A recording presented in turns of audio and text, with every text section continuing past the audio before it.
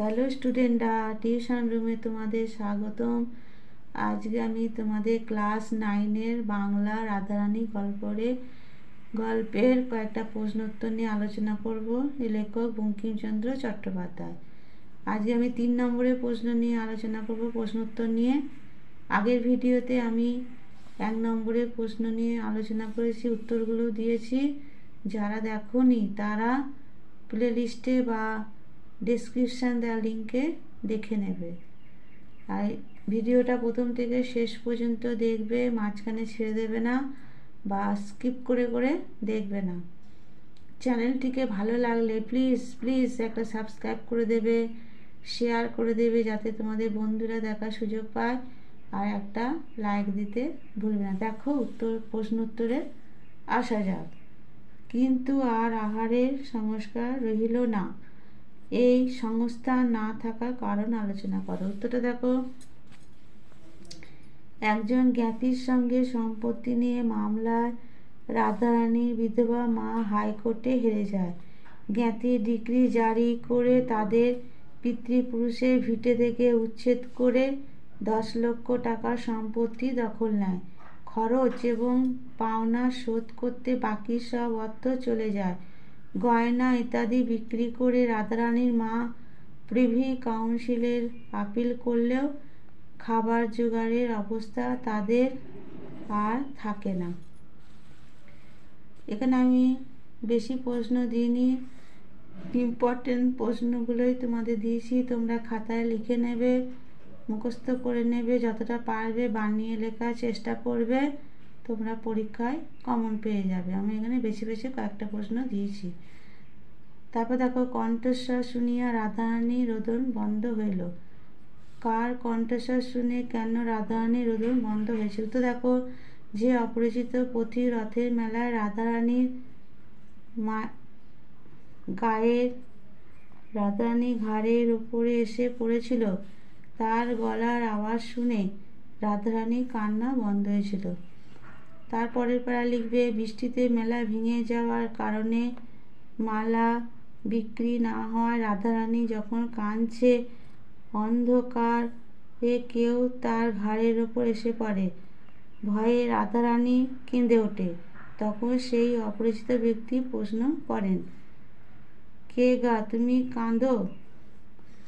গলার আওয়াজে রাধারানী বুঝতে পারে মানুষটি দয়ালু স্বভাবের, তাই তার কান্না বন্ধ হয়েছিল। তারপর দেখো, অগত্যা রাধারানী কাঁদিতে কাঁদিতে ফিরল। রাধারানী কেঁদে কেঁদে ফেরার কারণ ব্যাখ্যা করো। তো দেখো, রাধারানী বুনো ফুলের মালা গেঁথে রথের মেলায় গিয়েছিল তা বিক্রি করে মায়ের পথ্য সংগ্রহ করতে। কিন্তু রথ অর্ধেক টানা হওয়ার পরে প্রবল বৃষ্টিতে মেলা ভেঙে যায়। রাধারানী তবুও মেলায় ভিড় আরও জমবে এবং তার মালা বিক্রি হবে এই আশায় বৃষ্টিতে ভিজতে থাকে। কিন্তু রাত হওয়ার পরেও বৃষ্টি না থামায় তার আশা ভেঙে যায়। মালা বিক্রি না হওয়ায় রাধারানী অন্ধকারে কাঁদতে কাঁদতে বাড়ির পথ ধরল। তারপরে দেখো, রাধারানী ক্ষুদ্র বুদ্ধিটুকুতে ইহা বুঝিতে পারিল। কার বুদ্ধিকে ক্ষুদ্র বুদ্ধি বলা হয়েছে কেন? তো দেখো, রাধারানীর বুদ্ধিকে ক্ষুদ্র বুদ্ধি বলা হয়েছে। তো তা কেন বলছে? 11 বছরও পূর্ণ না হওয়া মেয়েটির বুদ্ধি এমনিতেই অপরিণত। একই সঙ্গে বনফুলের মালা বিক্রি করতে গিয়ে সে যে অবস্থায় পড়েছে তাও তার পক্ষে যথেষ্ট কষ্টের ব্যাপার। অন্ধকার পথে দুর্যোগের মধ্যে একা রাধারানী যে পরিণত মানুষের মতো বুদ্ধি প্রয়োগ করতে পারবে না তা বলাই ঠিক। পরিস্থিতির দিক দিয়ে বলতে গেলে রাধারানী তাই অতি ক্ষুদ্র বুদ্ধি। এই ভিডিওটা তোমরা প্রথম থেকে শেষ অবধি দেখবে, স্কিপ করে করে দেখবে না বা মাঝখানে থেমে যাবে না, নাহলে ইম্পর্টেন্ট প্রশ্নগুলো মিস করে যাবে। আমি কয়েকটা মাত্র তোমাদের ইম্পর্টেন্ট প্রশ্ন দিয়েছি, এই প্রশ্ন কটা তোমরা খাতায় লিখে নেবে, মুখস্থ করবে, আর যতটা পারবে বানিয়ে লেখার চেষ্টা করবে। তোমরা পরীক্ষাতে কমন পেয়ে যাবে। তারপর দেখো, নোটখানি তাহারা ভাঙাইল না।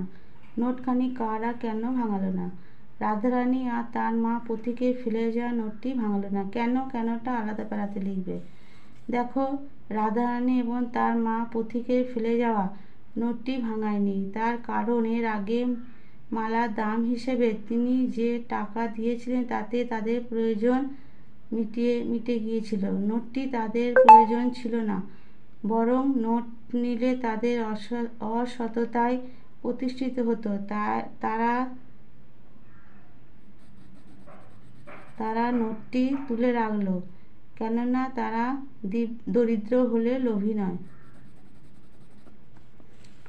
তারপর দেখো, পদ্মলোচন ইহাদের কাছে সুপরিচিত। পদ্মলোচন কাদের কাছে কেন সুপরিচিত? পদ্মলোচন রাধারানী এবং তার মায়ের কাছে সুপরিচিত ছিল কেন? কেনটা পরের প্যারাতে লিখবে। একটা লাইন তোলা প্রশ্নে যদি 2-3টে প্রশ্নে ভাগ থাকে, প্রত্যেকটা প্রশ্ন উত্তরগুলো তোমরা প্যারা অনুযায়ী লিখবে, তাহলে নাম্বারটা দিতে তোমাদের পরীক্ষাতে সুবিধা হয়। দেখো, তারপরে কেন? রাধারানীর পিতার সময় থেকে পদ্মলোচনের সঙ্গে তাদের যোগাযোগ। রাধারানীদের সেই পারিবারিক সুদিনের সময় অনেকবারই পদ্মলোচন 4 টাকার কাগজের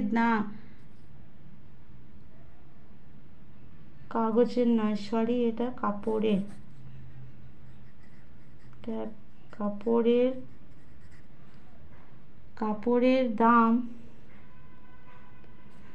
শপথ করে 8 টাকা 12.5 আনা নিত, আর তার 14.5 আনা আর তার সঙ্গে 2 আনা মুনাফা যোগ করে মোট 8 টাকা 14.5 আনা নিত।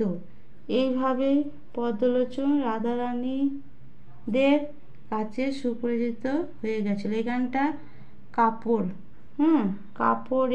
কাপড়ের দাম, এখানটা ভালো করে তোমরা আমাদের ভয়েস শুনবে, আমার ভয়েসটা শুনে লিখে নিও। এই ছিল তোমাদের এই রাধারানী গল্পের 3 নম্বর প্রশ্ন 6টা প্রশ্ন, সবকটাই ইম্পর্টেন্ট। তোমরা খাতায় লিখে নেবে, মুখস্থ করে নেবে, যতটা পারবে বানিয়ে লেখার চেষ্টা করবে। আর এই ভিডিওটা তোমাদের কেমন লাগলো বা পড়াটা কেমন লাগলো তোমরা কমেন্ট বক্সে জানাবে। চ্যানেলটিকে ভালো লাগলে প্লিজ একটা সাবস্ক্রাইব করে দেবে, শেয়ার করে দেবে, যাতে তোমাদের বন্ধুরা দেখার সুযোগ পায়, আর একটা লাইক দিতে ভুলবে না। আচ্ছা, ঠিক আছে, আজকে এখানেই ভিডিওটা শেষ করলাম।